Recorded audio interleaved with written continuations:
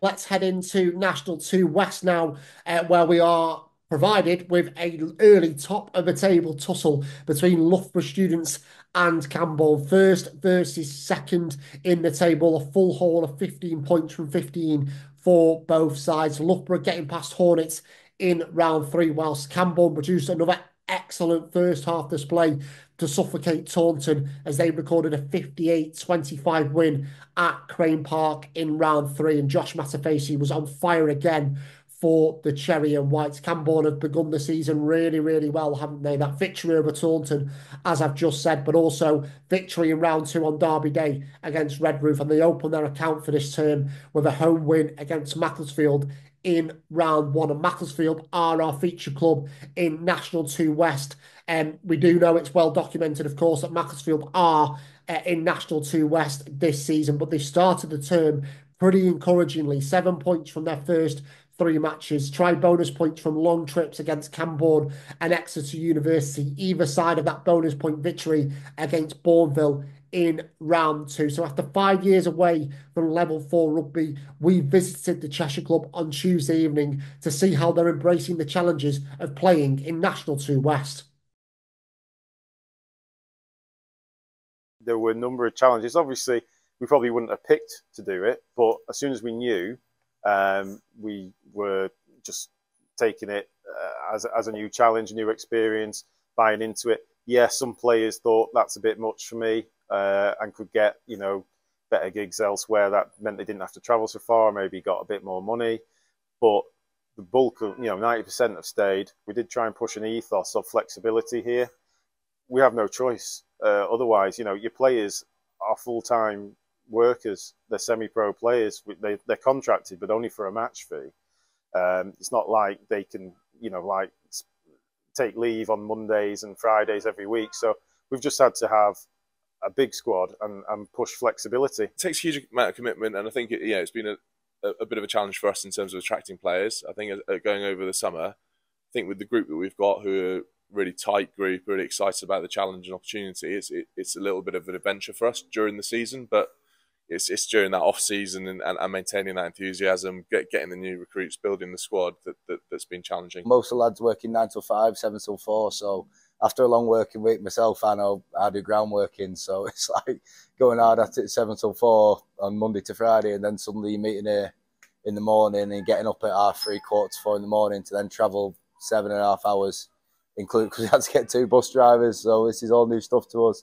And obviously the element of a travel is there, but we don't want to use it as an excuse. We just want to get on with it and sort of just beat the 15 in front of us or the 20 in front of us and just slowly crack on, basically. But no, we're really enjoying it, and just got to enjoy a few beers on the way back, can't you, regardless. It's a long way from Cornwall, if you're even picking up a point or two. It's great. A win would be even better. From a rugby point of view, it was great news. Even faced with playing in the West, the players were very positive. They wanted to play National 2 rugby, and frankly, who can blame them? I mean, that's absolutely what any player wants to do. I think from a club point of view, financially, we're not in a great place. And so taking on particularly a travel budget as large as the one that we're going to face is very challenging indeed. We are driving our sponsorship and our other sources of revenue as hard as we can, but it goes without saying that when you're playing sides from so far away, the numbers that we're going to get through the gate on a Saturday to compensate for the increased costs that we have for away matches is probably fairly slim. It's early in the season, so I can't really give you too much insight into that. In fact, the gate for our home match against Bourneville was above expectations. So from that point of view, that was very positive. I think it's fair to say that to face this season, and it's nothing to do with the promotion necessarily into National 2. We were having to keep our costs as tight as we could this year, and that included, of course, payment to players. So the loyalty of our players to the club. Overwhelming is perhaps a strong word, but I'm very, very impressed and very, very pleased with the way the players have responded, not only on the park, but off it. They're a great bunch of guys, and I'm very, very proud to be their chairman. Off the top of my head, I can think of at least 7 or 8 lads, looking from the pack. You've got even like people like Carl Joy coming into it now. You've got Harry Harding, you've got my brother, you've got Harry Blackwell, you've got Jenna. The list goes on and on and on. But to do it with your mates, I think it makes it even more special, and everyone's sort of on the same wavelength. Right? It's great to get new boys in, but that core group, we sort of need to bring people into it and embrace what it's all about, to be honest, and what the club's all about. Hopefully we can set an example, to be fair, and obviously the crowd as well. They're with us every single game, from going to places and clubs that we've never played in level 5. They always back us and they always stay behind us, and it's a massive push, really. Personally, I'm delighted so far. I mean, obviously, you could say you could have 15 points, but, we're totally new to this league. We're playing teams we haven't played in donkey's years, if ever. When you come up from a league below, you're not quite sure how you're going to compete, and we have competed in all 3 games. I know we've got 2 defeats, but we were well in them for long periods of time. And the other one, when Bourneville came here, I mean, we were, 20 plus points ahead after 63 minutes. And, we get one more score, I think that could have been higher. So, I think we've competed well, and I'm happy with what we've done so far. If we keep that rate of return up, we'll be more than, about mid-table. It was very important for us to put a stake in the ground early on in this league. I don't know what teams expected of us. Maybe they knew as much about us as we did about them.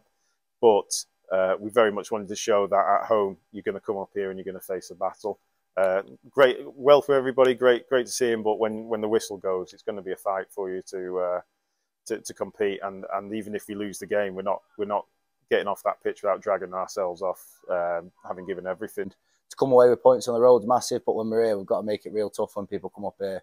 Because obviously, as much as we've got to go down there, they've got to come up here. So it's 6 1, half a dozen of the other, innit? But just being on our own up here as well, like there's not many local teams. Like our closest games, I think, 2.5 hours, is it? Loughborough, Hinckley, something like that, or Bourneville even.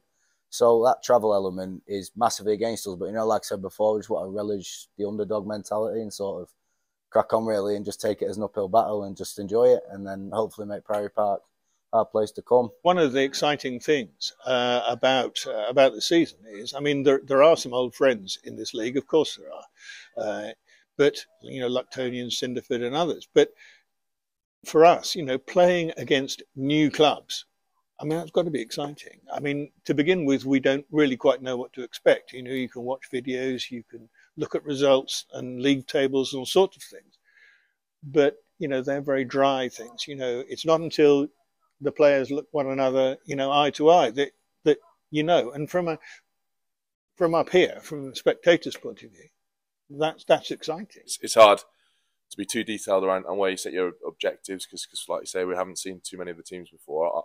I never like to go into a season with anything less than I want to have a winning record. When I come out of it, I want to win more games than I lose, and if you can do that, you usually end up in a pretty decent spot.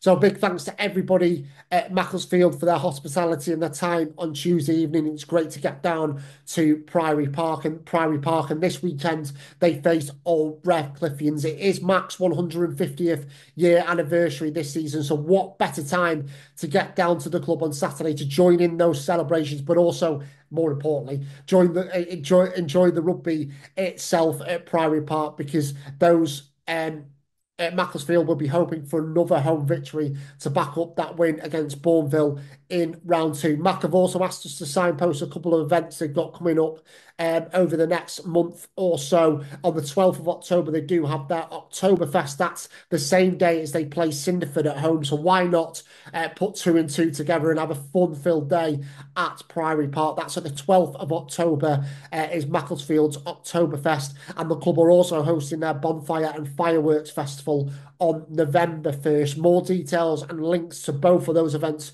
will be in the description of the YouTube video, and we'll also be pushing them out on social media as well if people are interested in visiting Priory Park for those events, as well, of course, for the 80 minutes of rugby on a Saturday afternoon. So let's just have a quick look at the table before we bring you a bit of an overview of the rest of the fixtures in round 4 in National 2 West. As we said, Loughborough and Camborne are the early front runners with 3 wins from 3, 15 points from 15. Luctonians are also in there with 3 wins, three excellent hard-fought wins against Hinckley, Cinderford and Clifton to begin the term, while Exeter University are also unbeaten in fourth. Down at the bottom, Devonport Services, Hinckley and Hornets will be hoping they will have something to remember September by gaining a positive result in round 4. So let's take a look at the fixtures then for round 4 in National 2 West. And as you can see, Cinderford are the visitors to Clifton this weekend. Cinderford going to this game in better spirits after opening their account last week